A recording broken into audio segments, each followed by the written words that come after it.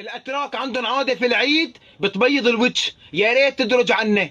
ابو عرب اسمه حق الملح، كمل الفيديو الاخير وتعال اتعلم. يا ابو عرب المرأة العربية عنا بتعيش 30 يوم برمضان في المطبخ بين طبخ ونفخ وغسيل وجلي، حتى متحملة حرارة الفرن، وما بتنام حتى تسحرك وتزقك وتطعميك، وبتنام طب لا من تمة ولا من كمة تقولي جاية من صبة باتون. وانت يا ابو عرب ولا على بالك مكشر، كل همك بكرشك بتتطلب ونفسك بالحلو والحامض واللفان.